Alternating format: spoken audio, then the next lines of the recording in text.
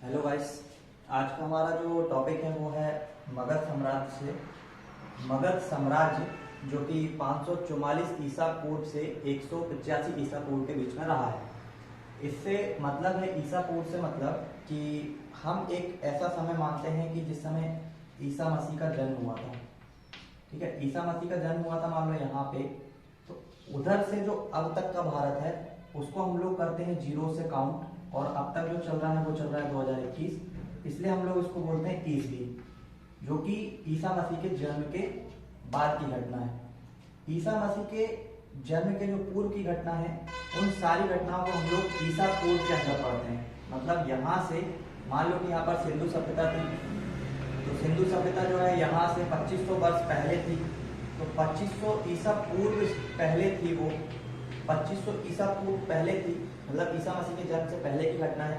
इसलिए हम लोग इसको ईसा पूर्व पढ़ते हैं। और वहां से हम लोग जब चलते हैं तो हमेशा कैसे चलते हैं, उल्टे चलते हैं। मतलब 2500 से 1700, फिर ऐसे ही 544 से किधर चल रहा है 185, है ना, ईसा पूर्व। पहले हम लोग क्या करेंगे, वहां से जीरो पर आएंगे और फिर जीरो से चलेंगे कहाँ पे, आगे की तरफ, जो कि 2021 जो हमारा आधुनिक भारत अभी चल ही रहा है।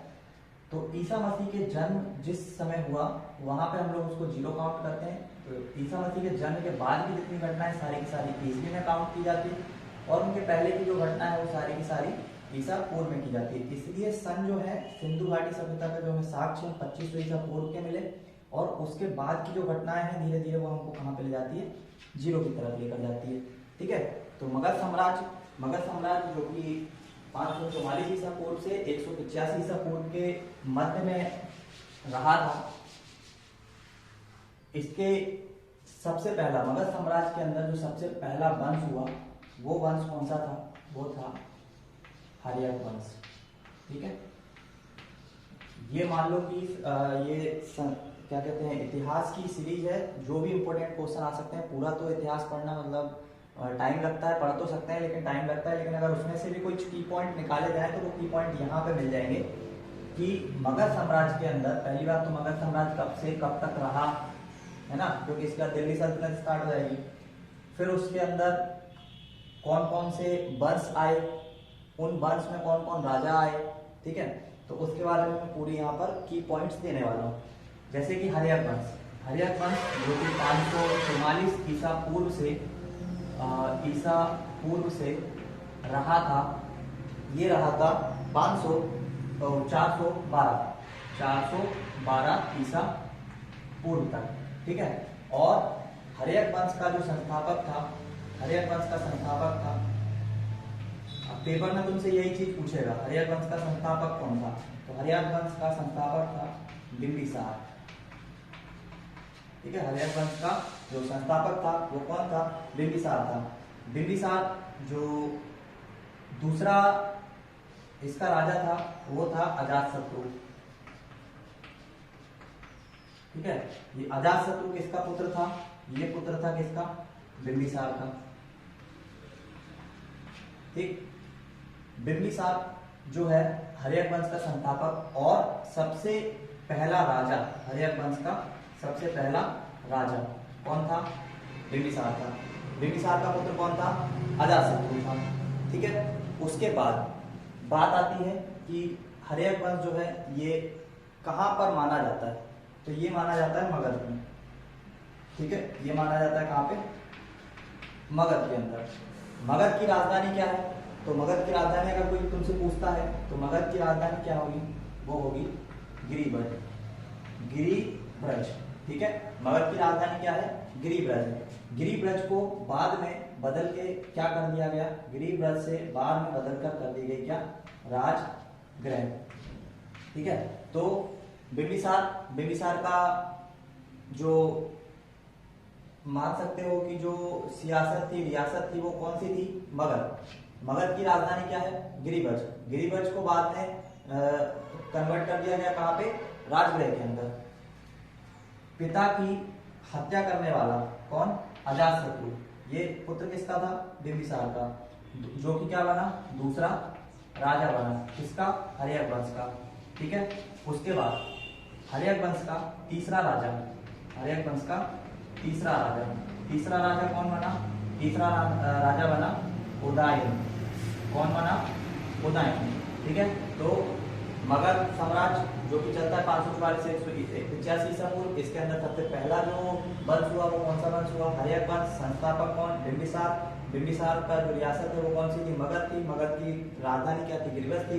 गिरिवज की राजधानी को राजगृह में परिवर्तित किया गया। उसके बाद अजातशत्रु कौन था? तो अजातशत्रु बिंबिसार का पुत्र था और इसने अपने पिता की हत्या करके हर्यक वंश पर क्या करा? राज करा और दूसरा राजा निकल कर आया कौन? अजातशत्रु। अजातशत्रु के बाद जो तीसरा राजा निकल कर आया हर्यक वंश का, वो कौन निकल कर आया? वो निकल कर आया उदयन। ठीक है, पिता की हत्या और प्रारंभिक राजधानी। इसके बाद सुदृढ़ जो दुर्ग है इसकी स्थापना किसने करी थी? इसकी स्थापना करी थी अजातशत्रु ने। ठीक है, इसके बाद हमारे पास रथमूलक और महाशिलाकटक। रथमूलक छापो, रथमूलक और महाशिला पटक, इनका उपयोग करने वाला कौन था? इनका उपयोग करने वाला था अजातशत्रु।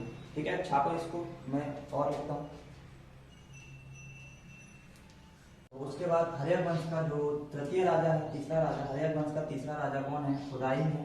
उदयन का जो काल है वो 460 से 440 ईसा पूर्व है। अगर तुमसे पूछे बिंबिसार का समय काल कितना था, तो 543 से 492 ईसा पूर्व। राजगृह से राजधानी पाटलिपुत्र कर दी गई। ये किसके द्वारा की गई? ये की गई उदयन के द्वारा। बिंबिसार का जो था वो था मगध, और मगध की उस समय कैपिटल क्या थी? वो राजगृह थी। और राजगृह से पहले अगर पूछी जाए तो वो क्या बताओगे? गिरिब्रज बताओगे। गिरिब्रज, और गिरिब्रज के बाद राजगृह से राजधानी को चेंज किसने किया? उदयन ने किया, पाटलिपुत्र। और ये पाटलिपुत्र कहाँ स्थित है? ये पाटलिपुत्र स्थित है गंगा और सोन नदी के किनारे पर बसा हुआ है क्या? पाटलिपुत्र। इसके मगध के बाद आता है हमारे पास शिशुनाग वंश। और शिशुनाग वंश का जो काल था वो था 412 से 344 ईसा पूर्व। और संस्थापक शिशुनाग वंश जो है इसका संस्थापक है कौन? कालाशोक जो है इसने पाटलिपुत्र के साथ साथ वैशाली को भी मगध की क्या बनाया? राजधानी बनाया। ठीक है, उसके साथ साथ जो काकवर्ण है, काकवर्ण नाम किसे दिया जाता है? काकवर्ण नाम दिया जाता है कालाशोक को। शिशु वंश का अंतिम जो शासक है वो कौन है? नंदी बर्मन है। और इसका अगर कोई काल पूछता है तो वो 412 से 344 ईसा पूर्व। ठीक है, इसके बाद आएगा हमारे पास शिशुनाग वंश के बाद हमारे पास आएगा नंद वंश। ठीक है, छापो इसको जल्दी से। है नंद वंश, और नंद वंश का जो काल है ये 344 से 323 ईसा पूर्व। संस्थापक जो है ये महापद नंद है। शिशुनाग वंश जो कि हमारा इसके पहले वाला वंश था उसका नाश अंत करने वाला जो था वो कौन था? महापद नंद था। मगध का सर्वाधिक शक्तिशाली राजा ये कौन था? महापद नंद को माना जाता था। पुराणों में कली का अंश क्षत्रियों का नाश करने वाला और दूसरे परशुराम का अवतार ये किसे माना जाता है? ये भी महापद नंद को माना जाता है। और जो सिकंदर का काल है, सिकंदर मात्र 2 से 3 साल का कार्यकाल था यहाँ पे। तो सिकंदर का जो काल है वो है लगभग 323 है ना, वो सॉरी 326 ईसा पूर्व।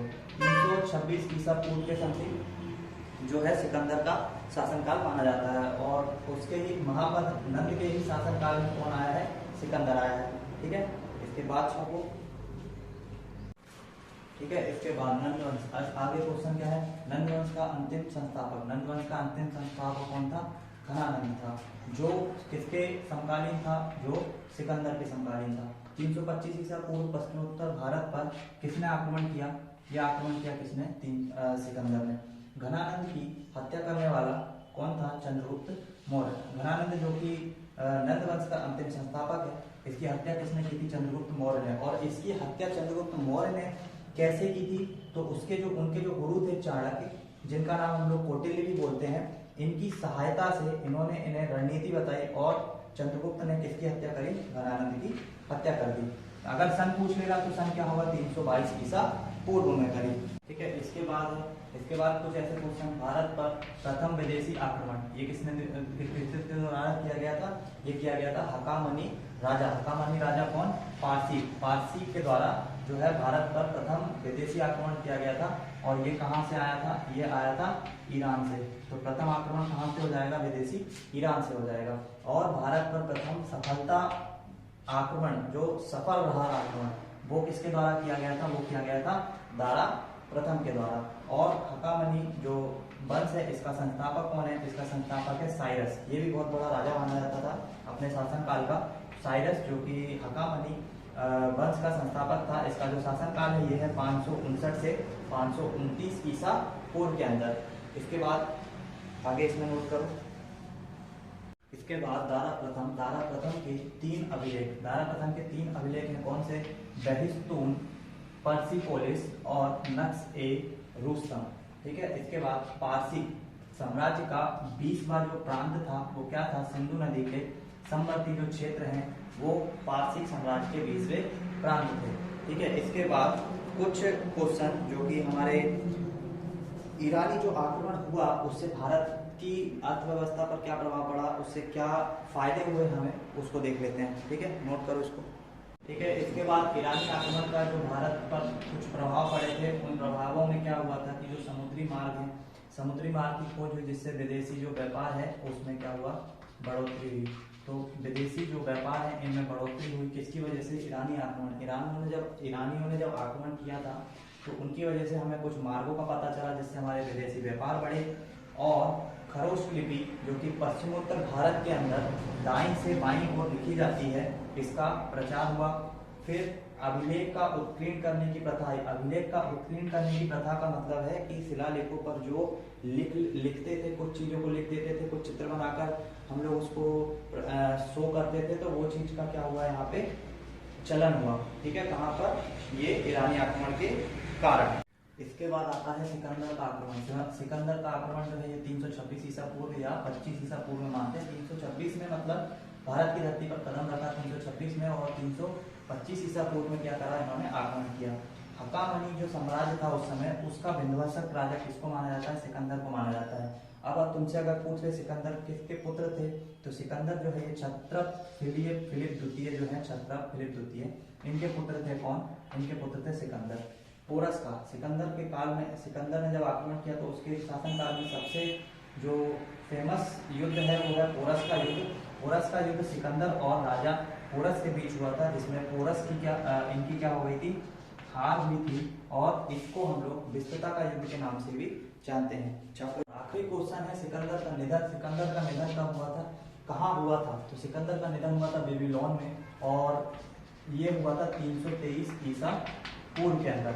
अब ये जो हमारे ईरान का जो ईरानियों का जो हमला हुआ था उसकी वजह से हमारे भारत की अर्थव्यवस्था पर कुछ प्रभाव पड़ा था, और अच्छे प्रभाव पड़े थे मतलब। उसके बाद जो है ये दूसरा जो हमारा है यूनानी आक्रमण का हमारे इस पर क्या प्रभाव पड़ा, इसके कुछ पॉइंट है, इसको नोट डाउन करो जल्दी से। यूनान का क्या है?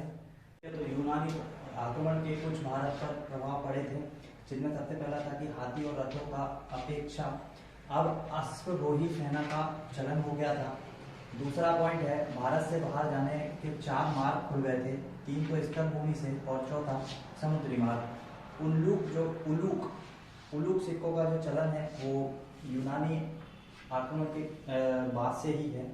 और गंधार शैली का जो जन्म है, गंधार शैली का जन्म जो कि भारत और यूनान के मिलने की वजह से हुआ, वो माना जाता है किसको?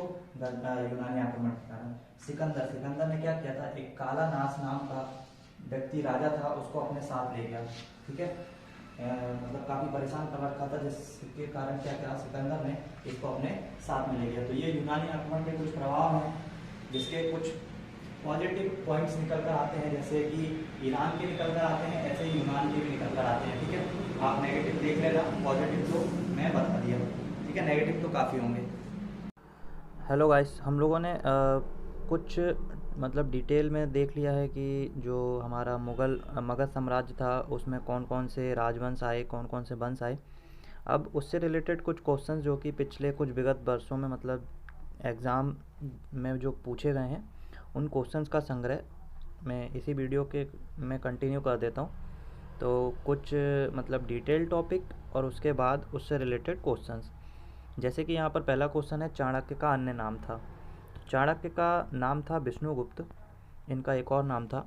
और चंद्रगुप्त मौर्य के जो शासक थे, मतलब उनके कह सकते हैं कि उनके साम्राज्य में सेना नायक थे उनके। और उन्हें जो है वो गुरु विद्या क्या देते थे कि मतलब जब भी उन्हें लड़ाई लड़ना है तो उन्हें किस तरीके से लड़ा जाना चाहिए। जैसे कि चाणक्य, जो इनका काल है 375 ईसा पूर्व से 283 ईसा पूर्व है, और चंद्रगुप्त मौर्य के महामंत्री थे, है ना। कोट और इनका एक और नाम है, एक और नाम इनका क्या है, एक और नाम जो है इनका ये है कौटिल्य। ठीक है, तो इनका जो एक और नाम है मैं यहाँ पे मेंशन कर दूँ, ये इनका जो एक और नाम है वो है कौटिल्य, ये लिखा हुआ है। और तक्षशिला विश्वविद्यालय के आचार्य भी थे ये। और उसके बाद उन्होंने नंद वंश का नाश करने के लिए चंद्रगुप्त जो राजा थे, इन्हें उन्होंने शिक्षा दी थी, है ना, बताया था कि किस तरह करना चाहिए। जो घनानंद था उसकी मृत्यु की थी इन्होंने। चलो, निम्नलिखित में से किसकी तुलना मौर्य मैकियावेली के प्रिंस से की जाती है? तो कौटिल्य के जो अर्थशास्त्र है इसकी जो तुलना है ये की जाती है मैकियावेली के प्रिंस से। ठीक है, ये इतना इम्पोर्टेंट नहीं है, हम तो ये देखो एसएससी 2002 के अंदर पूछा गया क्वेश्चन है। वह शासक कौन था जिसने राज सिंहासन पर बैठने के लिए अपने बड़े भाई सुसीम की हत्या कर दी?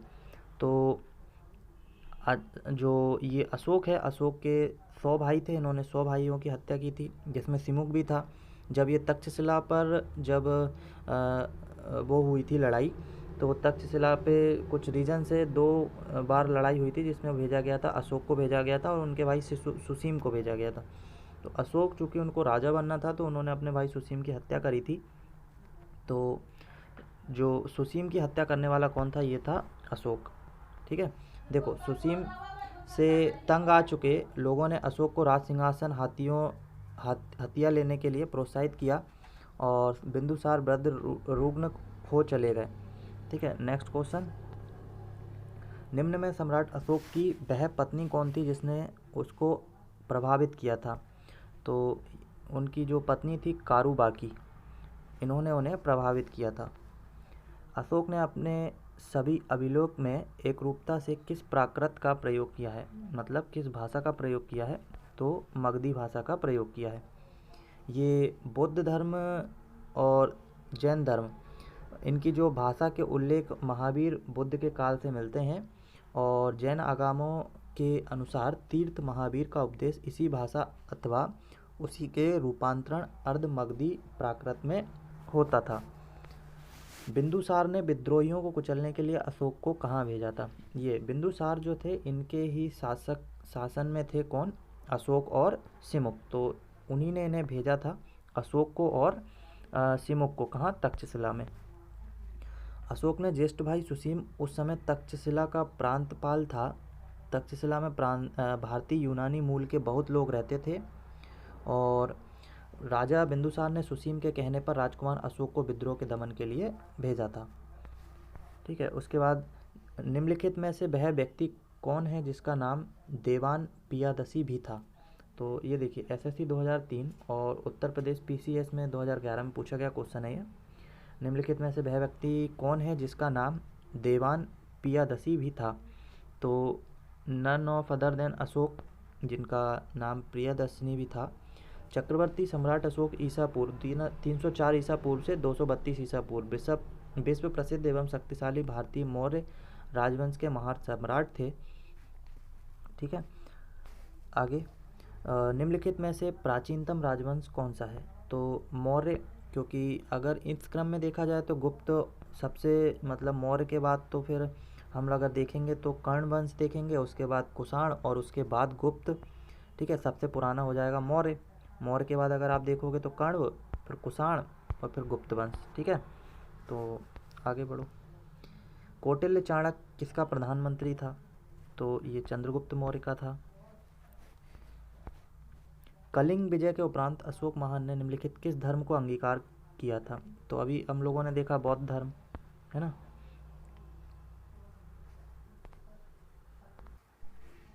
चंद्रगुप्त के शासन विस्तार में किसने मुख्य रूप से मदद की? तो चंद्रगुप्त की मौर्य किसने की है? चाणक्य ने की थी। ठीक है।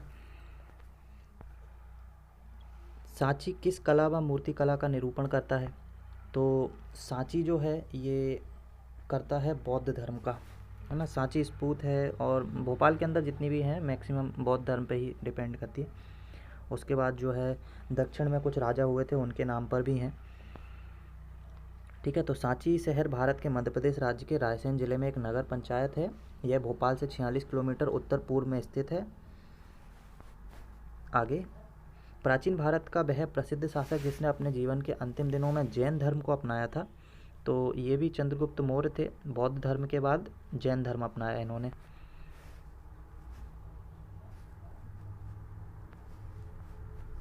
मौर्य साम्राज्य की स्थापना किसने की? तो मौर्य साम्राज्य की स्थापना चंद्रगुप्त मौर्य ने की। उसके बाद फिर बिंदुसार आया, फिर अशोक और सिमुक का नाम भी है। ठीक है, आगे बढ़ते हैं। मौर्य साम्राज्य में प्रचलित मुद्रा का नाम, तो ये पण नाम से एक मुद्रा थी मौर्य साम्राज्य के अंदर। मौर्य साम्राज्य की राजकीय मुद्रा पण थी। यह चांदी का सिक्का था। ठीक है। इसका भार 3/4 तोले के बराबर था। इसके ऊपर सूर्य, चंद्र, पीपल, मयूर, बैल, सर्प आदि के चित्र खुदे होते थे। ठीक है। निम्नलिखित में कौन मौर्य वंश का शासक नहीं था? तो चंद्रगुप्त था, अशोक था, बिंदुसार था। बिंदुसार इसी का पुत्र था, है ना। तो अजातशत्रु जो है ये नहीं था।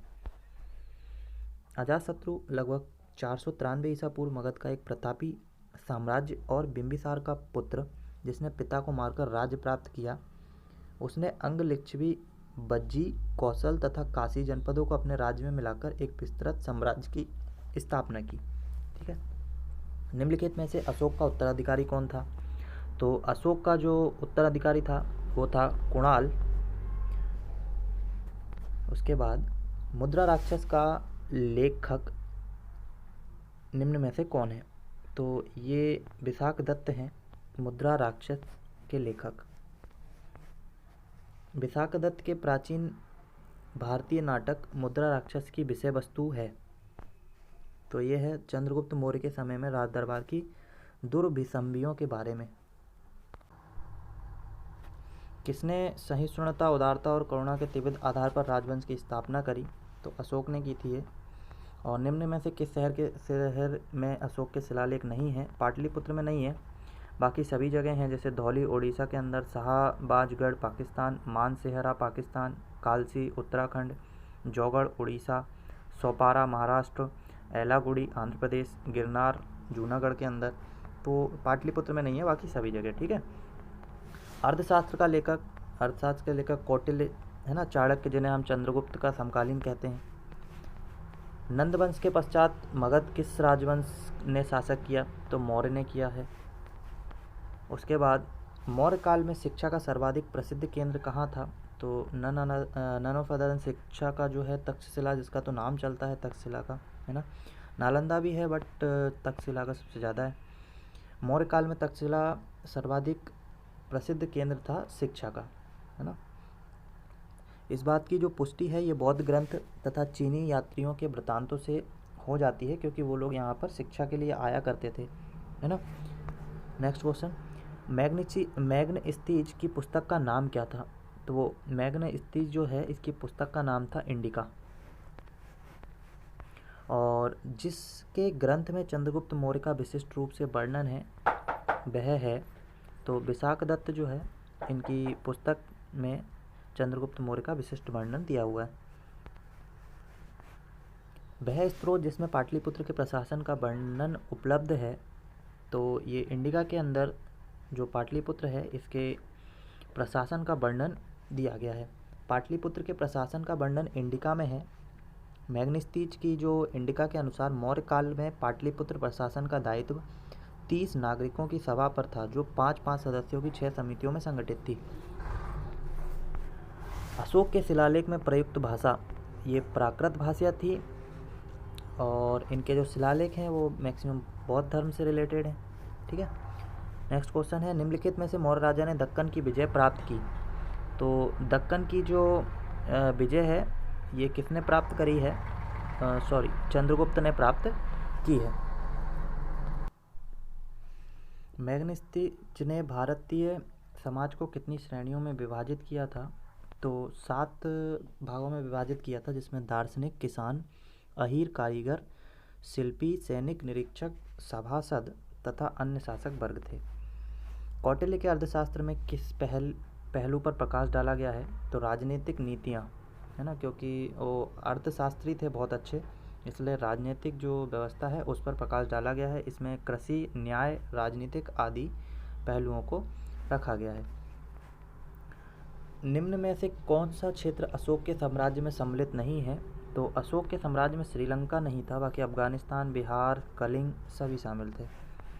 पाटलिपुत्र को किस शासक ने सर्वप्रथम अपनी राजधानी बनाया? चंद्रगुप्त मौर्य ने पाटलिपुत्र को सर्वप्रथम अपनी राजधानी बनाया। पाटलिपुत्र में स्थित चंद्रगुप्त का महल मुख्यतः बना है तो लकड़ी का बना हुआ है। बराबर गया जिला की गुफाओं का उपयोग किसके आश्रय गृह के रूप में किया गया है? तो ये अजीविकों ने किया हुआ है इसको। बराबर की गुफाओं का निर्माण अशोक द्वारा 3वीं शताब्दी ईसा पूर्व में बिहार प्रांत के गया जिले में स्थित बराबर चट्टानों को काटकर करवाया गया था। किस अभिलेख से यह साबित है कि चंद्रगुप्त का प्रभाव पश्चिम भारत तक फैला था? तो जो अशोक के स्तंभ है, अशोक का रुद्र दमन का जो जूनागढ़ अभिलेख है, इससे यह पता लगता है कि चंद्रगुप्त का प्रभाव जो है ये पश्चिम भारत तक फैला हुआ था जूनागढ़ से। ठीक है, केवल वह स्तंभ जिसमें अशोक ने स्वयं को मगध का सम्राट बताया है, तो भ्राबू जो स्तंभ है इसमें अशोक सम्राट ने अपने आप को जो है मगध सम्राट बताया है। ये देखिए यूपीएससी 2003 का क्वेश्चन, चंद्रगुप्त, पियदस्सी और बिंदुसार फिर अशोक, चाणक्य को सूची दी हुई है, इन्हें संबंधित करना है हमें।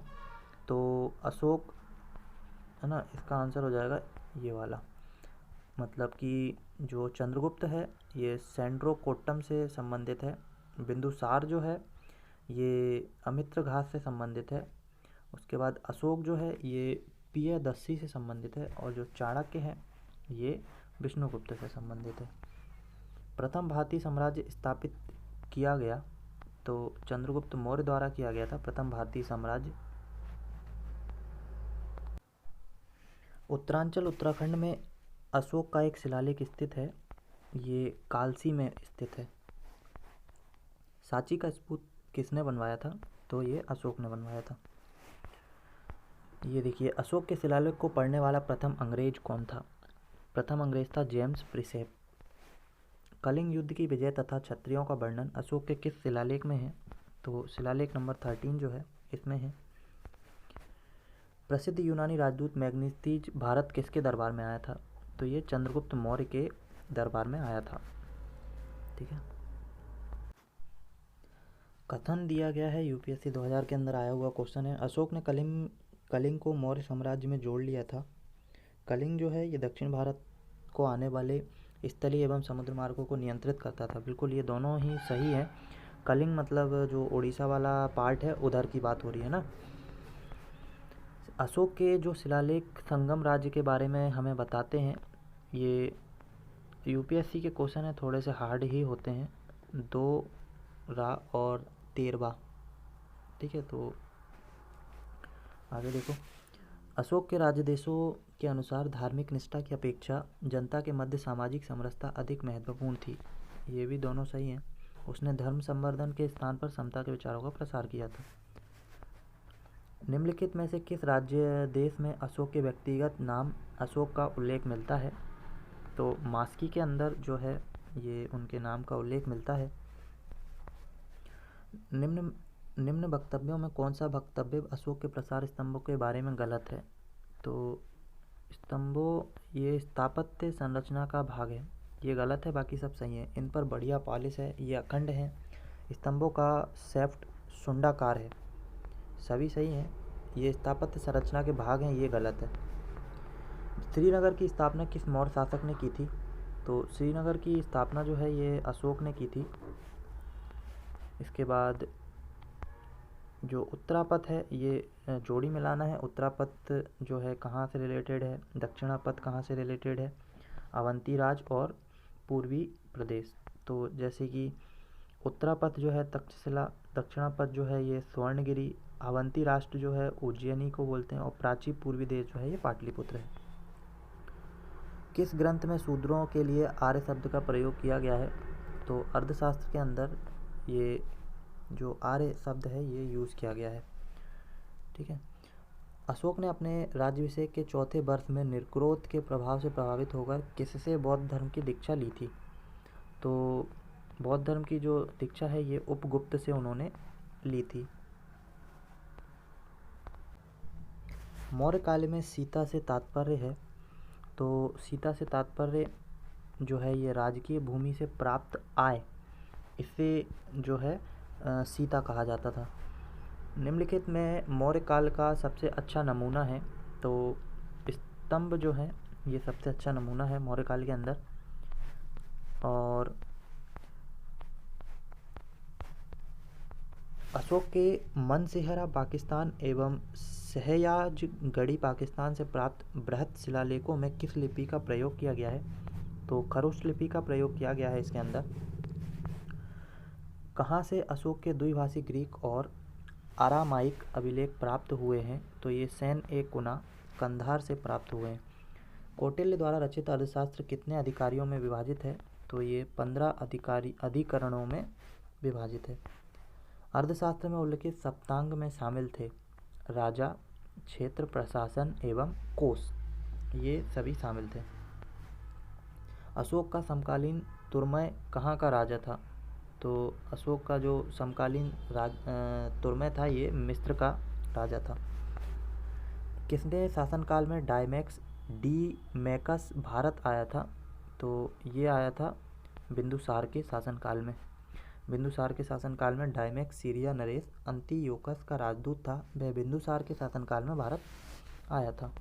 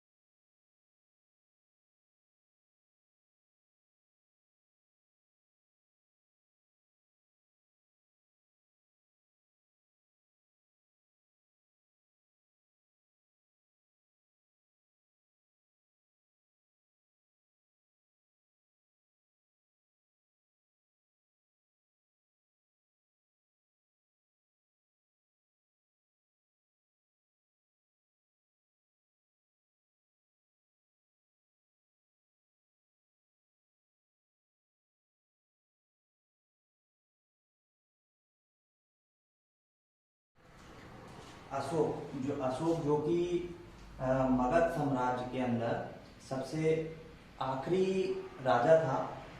उसके बाद क्या हुआ कि पुष्यमित्र शुंग आता है, और पुष्यमित्र शुंग इसने ब्राह्मण समाज की स्थापना करी।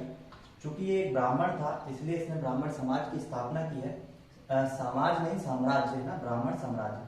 और पुष्यमित्र शुंग जो कि मगध उस समय इनके राज साम्राज्य में था, उसकी राजधानी इन्होंने क्या बनाई, उसकी राजधानी इन्होंने बनाई विदिशा को। ठीक है। इंडो यूनानी जो शासक था मिनांडर, उसको पराजित करने वाला था पुष्यमित्र शुंग। पुष्यमित्र शुंग ने इंडो यूनानी शासक जो मिनांडर था उसको पराजित किया था। भरभूत स्फूत जो है, स्फूत, इसका निर्माण किसने करवाया, इसका निर्माण करवाया पुष्यमित्र शुंग ने। ठीक है। उसके बाद अंतिम शासक जो ब्राह्मण साम्राज्य का अंतिम शासक था, ये कौन था, देवभूति। देवभूति जो है इसका अंतिम शासक था। इसकी हत्या 73 ईसा पूर्व में वासुदेव ने की, और वासुदेव ने इसकी हत्या करने के बाद मगध साम्राज्य पर कर्ण वंश का संस्थापक कौन है, वासुदेव है, और इसी ने इसकी स्थापना की है। संस्थापक है वासुदेव, जिसने ब्राह्मण समाज के अंतिम शासक देवभूति की हत्या भी करी है। ठीक है। तो ये आ गया कर्ण वंश, और कर्ण वंश का अंतिम शासक जो है वो है सुशर्मा। ठीक है, ये है इसका अंतिम शासक। ठीक है। ब्राह्मण समाज के बाद हो गया कर्ण वंश। कर्ण वंश के बाद आएगा सातवाहन, जिसमें कि सिमुक जो है, इस सिमुक ने सातवाहन वंश की स्थापना करी।